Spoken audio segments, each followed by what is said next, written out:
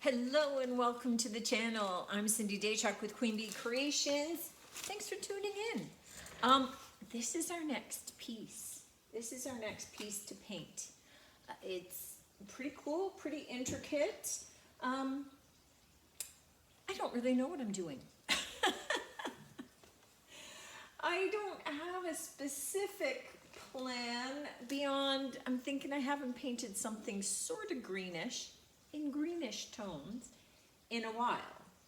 So I'm thinking I may start with that kind of as a bit of the guide, a bit of where I'm going, but I don't know overall.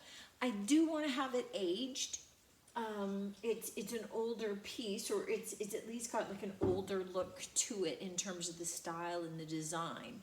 So I am going to make that work, and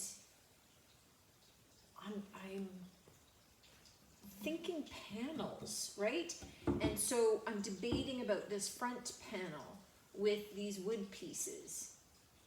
I don't think we'd miss them if I ended up doing something within the arches. But I kind of have to make up my mind before I start painting as to whether or not they're staying on or they're coming off. So I'm going to debate that a little bit, because the first order of business is to remove the hardware and get this cleaned. It's, I picked it up out of somebody's garage, and then it's been sitting in the back 40 here forever, which means it's been collecting a lot of dust. So we need to get all that done and all the old grime off it before we can do any kind of painting. So I'm holding off on the decision making for just right now, and then we'll see where we go. But if I want these off, I need to do it before I start painting so that I can sand down that surface. So I have to make a decision soon. Y'all are no help to me because you see this after it's finished. So turning to you for direction. Shoot. Okay, I'm gonna get cleaning and take the hardware off, and I'll worry about this after. Okay, I have the beginnings of a plan. Now that we've got this all chipped off, and I just simply took a little putty knife and a hammer, and you just slide this under and chip it up. It all comes off easily, and then I just sanded it down. So that's gonna be nice and smooth. So I've decided I wanna make it a little bit old world finish. It kind of is in keeping with the piece, but I think that we're gonna be doing some inlays. I think we're gonna be doing some decoupage. I think we're gonna two-tone it. So there's kind of a lot happening, so I'm glad that we made this simpler, and this is the surface I'm gonna decoupage on. First order of business, now that it's all washed and it's clean and it's all dry, is we are going to take Vintage Linen by DIY, and we're gonna base coat the whole thing. So I'm gonna do one coat on all the surfaces, but all of these flat areas where I will be doing paint inlay, I'm gonna do 2 coats. So then when I go to add the inlays, I'll be adding a 3rd coat, so it'll be lots. Now, Vintage Linen is kind of the whites, has got kind of a taupey beige undertone to it. So it's kind of like an old white, if you will.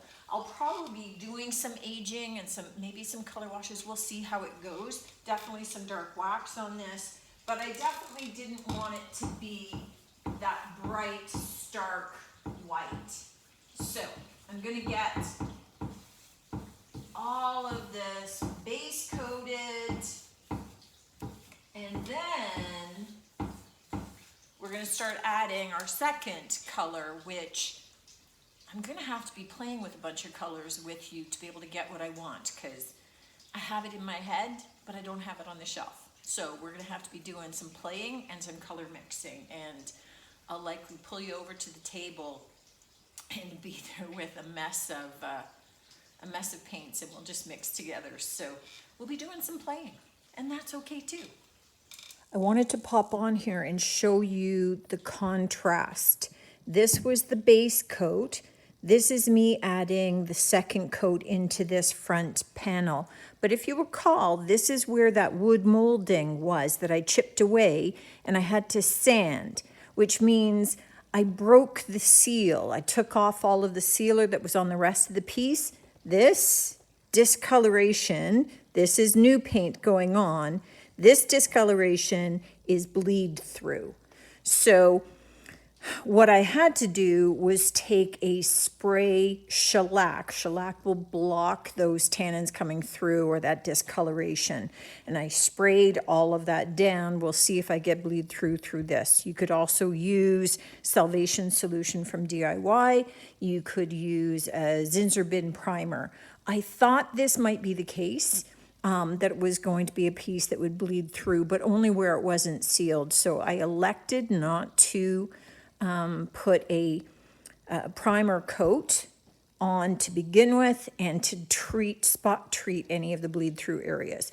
But this was such a big contrast that I wanted to show you and let you know that this is one of the things that I did. Okay, I got a whole different angle and spot here, but mostly because I'm looking at mixing up the blue paint color for the cabinet. Now, what I do have is this was a custom mixed color. This is just the remainder that I had made for a small little cabinet. It's a video I did showing using an inlay against it. And I quite like this, but it's a little bit stronger than what I'm looking for. And that was a mixture of this color, which is Pedal Pusher from DIY, with a little bit of Layered Chocolate, which is a brown. So what I am looking at doing, because I don't know why, I have two of these. Look at the difference in terms of color, that brown tones it down. And this is a little bit closer here to what I want, but I need a whack of it. So we're just gonna add, we're gonna add to it. So I'm gonna clear out the rest of this. And this is one of the things to bear in mind is whenever you're mixing paint, if you're not sure, then just take little dabs of your finger onto a plastic acetate. I've shown you guys that method just to be able to get an idea that you can get to the color. You don't want to kind of be mixing up your paint and never get near the color that you're looking for. So, and then you have a bunch of paint that's not going to work. The other thing is make sure that you mix up enough, right? I'm going to need a couple of coats on there, and because, oh Lord, because it's going to be a color that I like, I don't mind if there's some left over because I can use it on other projects. So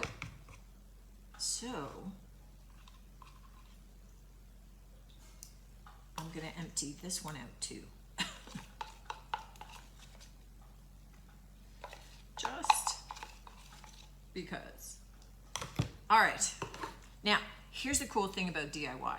What I do, see these pieces, these chunks, I don't throw that out. So I'm gonna let these containers dry out. Now, if I wanted this as a wash, I just add a little bit of water and I turn it into a wash.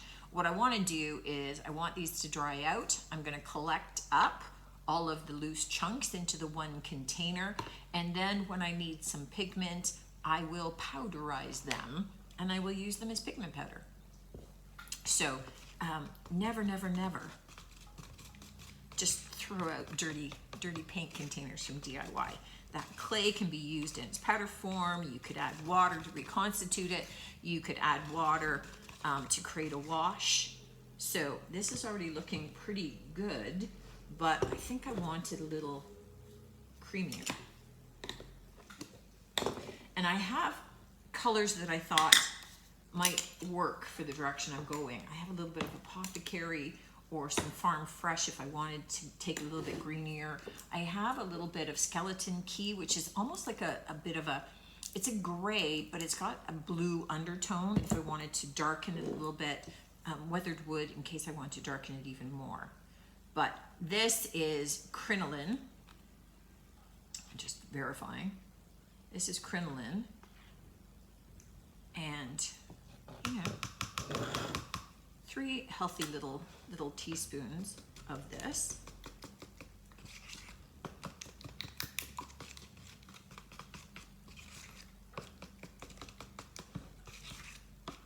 Okay, so you can see already that was a pretty deep blue. Now we're going into a slightly softer blue tone, which is working for me a little bit better. But now I'm thinking I might want to get a little slightly green undertone. And really, even at the beginning of this video, I was saying, oh, I was thinking I was going to go green this time, and now I'm going blue, but well, maybe a little bit of a green undertone to this.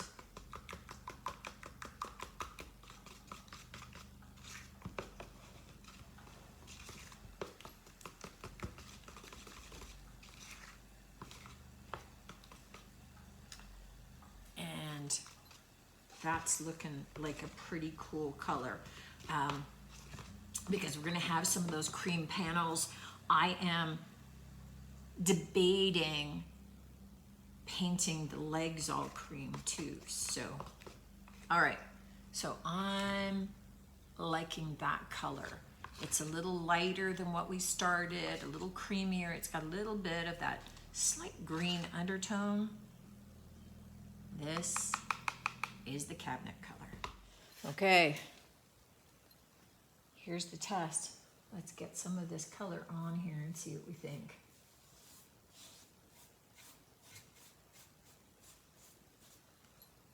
Pretty nice. All right, I'm gonna carry on. But like I said, I'm gonna paint the top half and I'm gonna paint the top half and I'm gonna leave the legs for now. I wanna see once I get this blue color on, and then we've got the cream in the center and I've done all those things. Then I'm gonna see whether or not I'm gonna paint out the legs of this piece in the cream or in the blue. But I'm gonna get this first coat of blue on so I get a better idea of what I'm looking at before I then look at finishing some of these panels. Okay, before I start painting more, let me talk about the mistake I made when I started putting some color onto this. I started out with the idea that just the inset panels would be white. Everything else would be blue. And I said maybe I wouldn't paint the legs until I see whether or not they should be white, just to give it a little bit more white. So I started painting all of the trim and I realized, oh, that's wrong.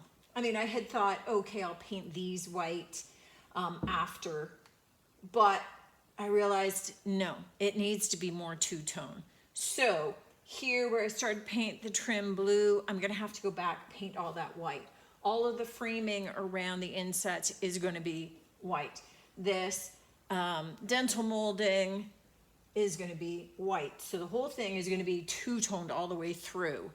And then these, I will come back and I'll paint the details in white. So this, as much as it's going to be in white, I may end up coming back in here doing some details in the blue as well. So there's a lot more fine brush detailing I'm going to be doing. But I think it's the right decision. So, you know, some of this blue I'm going to have to do a couple of coats over top of. But you guys, it's all paint. And sometimes what's happening in your head, when you stop and really look at the piece, you realize that's the wrong decision. So I flipped. You can see I haven't painted the frame on this side, even though I started on this side. So I've got to fix some mistakes, but it was the right decision. So I'd rather paint over something just a little bit than paint the whole thing and realize I have to fix it. So I've just got some spots to fix, but I think it's going to look better, and it's two-toning all the way through now.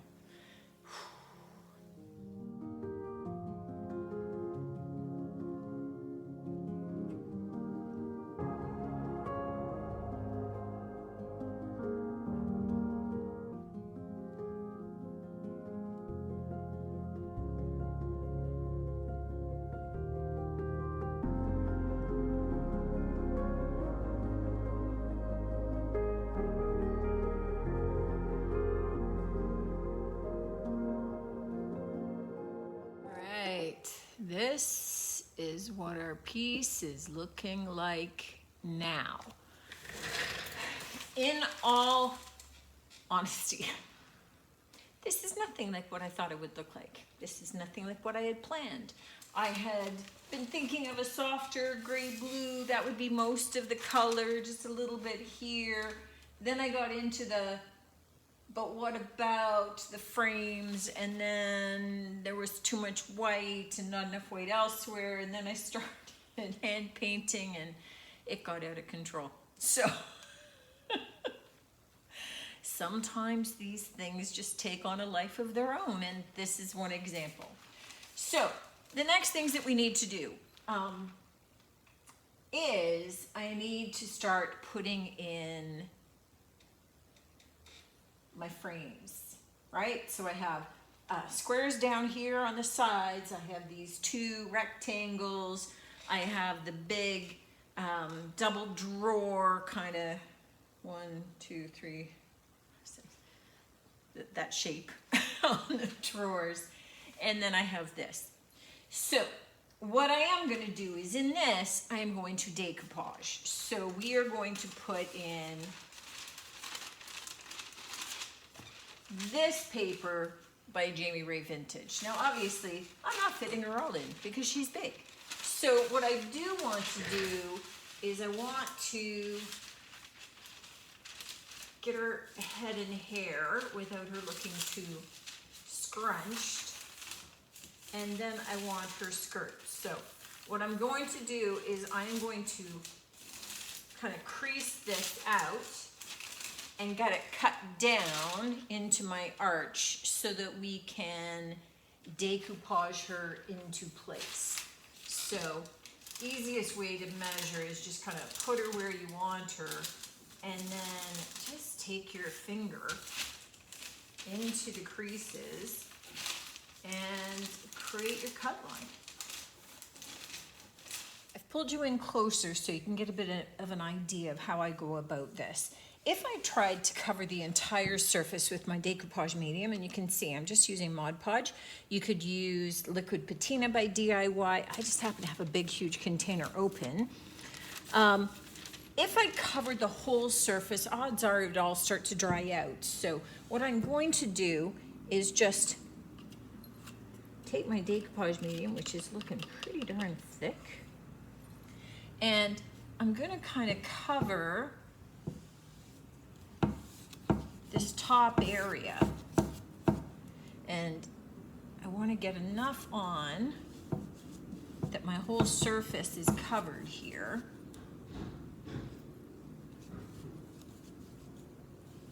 So no need to be stingy. And then I'm going to start laying down my Marie Antoinette. So I just want to make sure that I get her in and centered before I start trying to get the rest of her. Now, she's not centered. It's so much easier to be able to lift and reorganize a little piece, like just a little space of this, before I start trying to get the full pattern. Okay, that's looking better.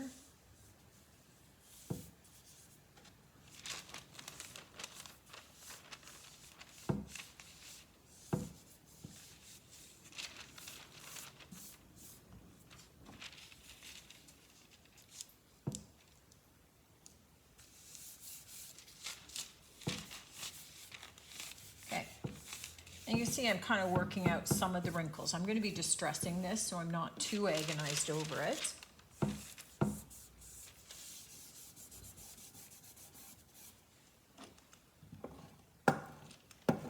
But I can get out some of the air bubbles as I go.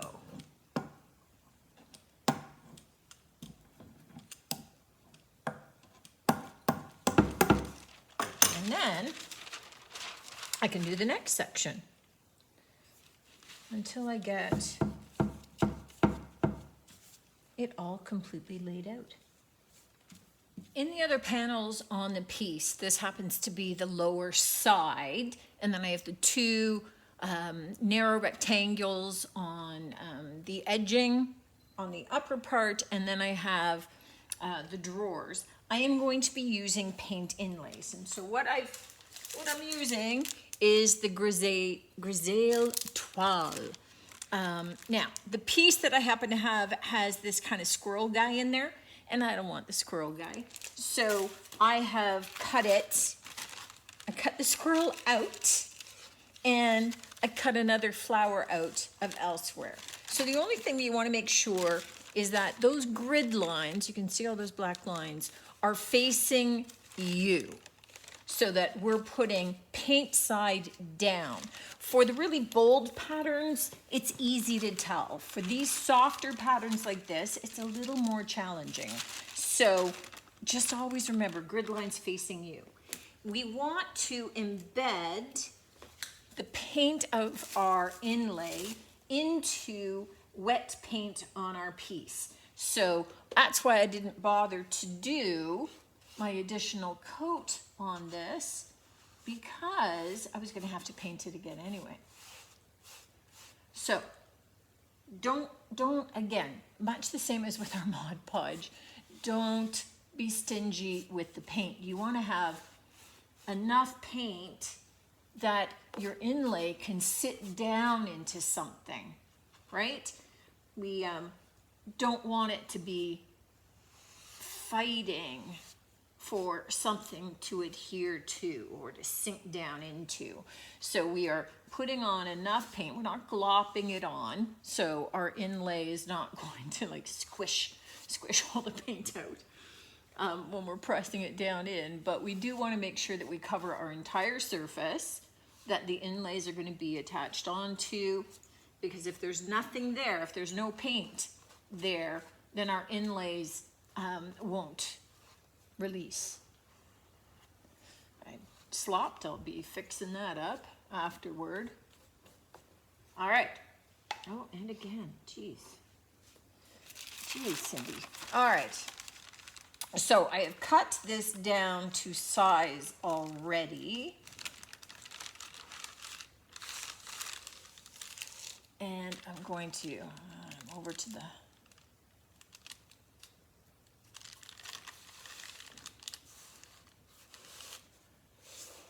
there we go. And I want to grab my other little flower, making sure I got this the right way around. And I'll stick that up in. So what I do want to make sure of is that I do have all of that inlay in contact with some paint. So I can tell up here it is not. I wasn't fast enough. There we go. So if there's air bubbles where some of the paint inlay is, that's not going to release. You're just having the paint sitting up in the air. I don't mind in my piece. I've got a space up here. Oh my goodness, see, my inlay is already transferring down there.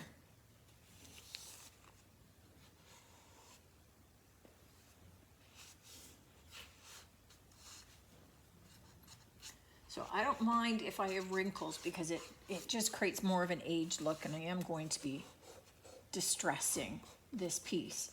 But when I get it on, what I do want to do is just lightly go and mist my piece. So you can see it kind of darken up. I just like to roll it on, just make sure that I've got it adhering.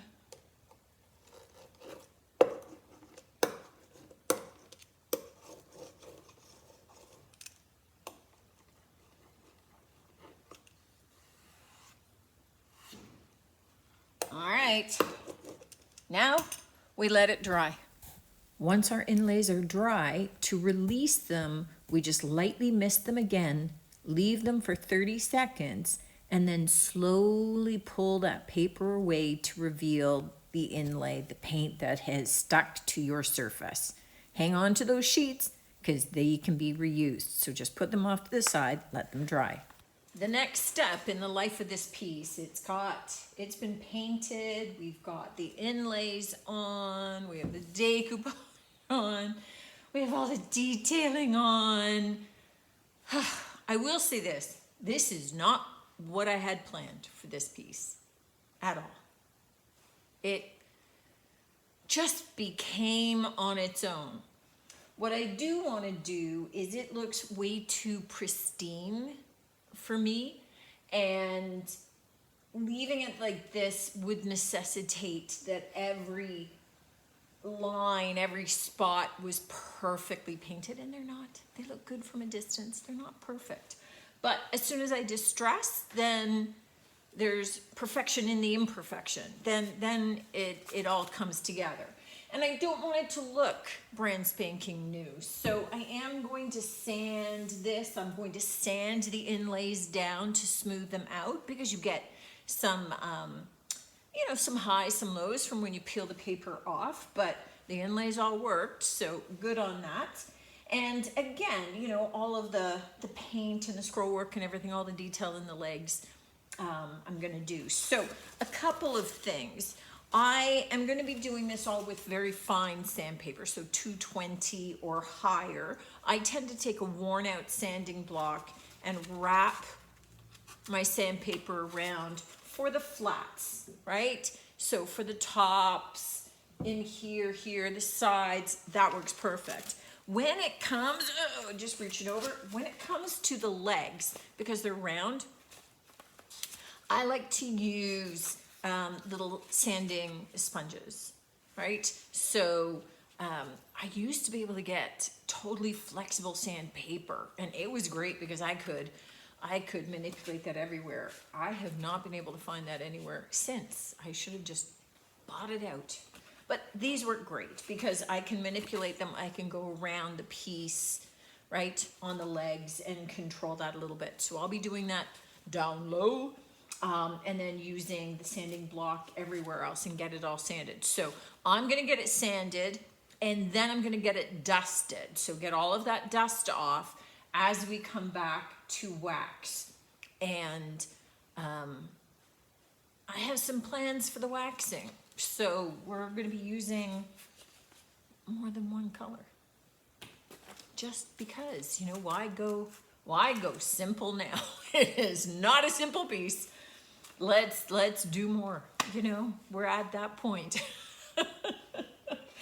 All right, so I'm gonna start the sanding, which is noisy, and when we come back, we'll start talking about the waxing, which will be the fun part, because that's when I'm at the finished stages, and I'm kind of ready to be at the finishing stages on this one.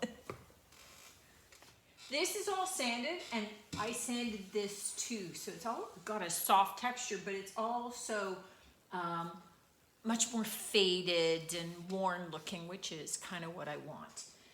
So now it's time to wax. To start with, I am taking clear wax. So this is Clear Wax by DIY, and I am going to wax everything. I'm gonna clear wax everything first. So before I get to doing any of my dark wax, which I'm gonna want for some aging, I'm gonna wanna make sure that I get everything covered with my clear wax first.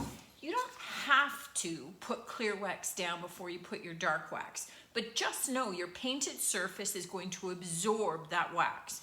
So if you're putting the dark wax down, your paint is going to absorb it, which means it's not going to move and it's not going to change. So there are times that I will put like white wax directly over black paint, and it makes an awesome weathered wood kind of gray tone. But that white wax then kind of goes in, sinks into that black paint, and changes some of the color. For this, I want to have the option of being able to move some of that dark wax around. which means I need to have the clear wax down first to act as a bit of a barrier between my existing painted surface and that dark wax. Now I am thinking in my head that it's possible I may add some white wax to this piece too. I don't know. It's just really dependent upon how much the blue looks or how strong it looks. If I want to soften it, I may add some white wax. So we'll see once I get this all waxed up. Now, usually once you wax, you'll take a dry, clean, lint-free cloth and you'll wipe back the excess. I'm not doing that yet because I'm not done. While the clear wax is still wet, meaning I haven't applied it and walked away for overnight, I'm going to be applying the dark wax. And then I will wipe back. So just think in terms of what you're doing and then the order and kind of the plan makes sense relative to that. When it comes to applying the dark wax, I've already got this wax. I have my clear wax here. I've got a loaded clear brush. I have a clean cloth for wiping away. And I prefer using a stencil brush. So I have a little tiny bit on there, and I am actually going to, on my cloth, just wipe away the excess. And I'm going to take my brush and start to add the antiquing, the aging in there. So I'm going a little bit into the frame. I'm coming a little bit out into the piece. And because I had sanded this, there's little cracks and crevices that it will sit into. Now, some people may be surprised that I did not seal this before I added the wax. Really, paper gets cured even with wax, so it's not a problem. I mean, it'd be different if this was a tabletop. I would treat it differently because it's going to be handled more. It's going to be worn more, right? The other piece is that when it came to the inlays, I didn't seal those either. So some people have complained or been concerned or had issues with, complained is not the right word, but had issues with maybe the inlays bleeding when they've added their top coat or they have added their wax. Now, I've never had that issue, and I think that it might be because I sanded them and I get the excess off. So, you know, there's always going to be paint that's embedded right into your wet paint, and that's what we want. The excess paint that's sitting toward the surface that hasn't kind of connected with or become part of the existing paint. I think that's where people run into maybe the issue. Just using my white wax, my clear wax, sorry, to just kind of soften those brush lines a little so that it's there, but you know, it's not harsh, right? And I don't want exact lines in there. So because I sand, I haven't had an issue with my inlays bleeding, with the pattern bleeding.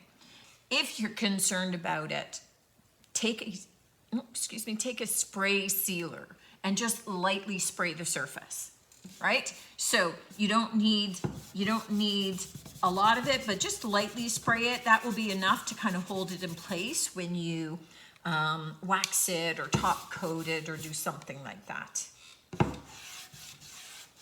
So that dark waxing is what I'm going to be doing on the entire piece around all the details. Now, this part is perhaps a little bit more obvious in terms of some of the aging. I am going to be going up, let me take you up a little bit, And I am going to be doing the same thing on some of the edging and the trim along here. Oh, I just realized that I never waxed the top. Okay, I'm going to be going back up there.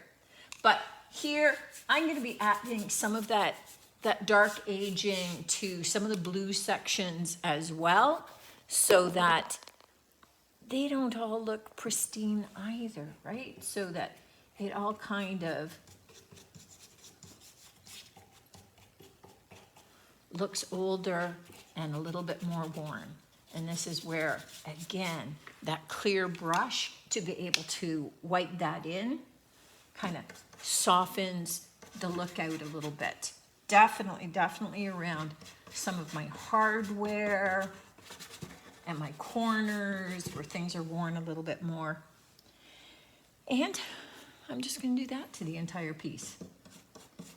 And then we'll regroup again. This is our finished piece. The hardware, these are the original pulls that were on it, but if you recall, one of them was broken. So I took the one that was up here and put it down there, and then just found a simpler pull, right? A little dangle pull for up here. That's a little bit more streamlined since it happens to be in the middle of her. And I think that works better. To tie all of them into the piece a little bit more, I used a flat soft iron color from Rust-Oleum. This paint goes onto hardware really well. It's one of my favorite, it's a metallic paint. It's for metal and it hangs in there really well. I like this because it's not black, it's not a bright silver. It's got kind of that old world look to it, so I think that it works well for the piece. There was a lot going on. You know, when I started, I was thinking, oh, I'm doing green, and it's not green. And I did not envision having to do as much of the detailed hand painting. You'll see in the pics that I'll give you of the full piece that it's all two-toned all across the bottom through all of those little spindles on the bottom. Not my favorite thing to do, but for some reason, this piece just kind of pivoted and took on a life of its own. I like the look of the inlays with the decoupage. I think that it's sort of busy, but it's in the softer tones, and I think it works. And it very much fits with that old world style because they use so many patterns on patterns and brocades and things like that. So, yeah, so I'm kind of digging it. Definitely a different look. It's different than other things in the shop, but that's what I love. I love having pieces that, stray hair, that work for one person and don't work for another. It's then any customer can come in here and find something that's going to appeal to them, rather than there's only one style. I only do chippy, or I only do distressed, or I only do, you know, all, you know, mid-century modern, or, and you know what, I'm a Gemini. I do a little bit of everything. It keeps me happy, and that way I can have a variety of customers coming in. Let me know what you think of this makeover, guys. A lot of different techniques in there, from the dark wax to the decoupaging to the inlays to the two-toning. A lot happening, but you know, sometimes, you know what? Sometimes I tell you that less is more. Sometimes more is more. This one's in the more is more category. Looking forward to seeing you on the next one as always. And until then, take care.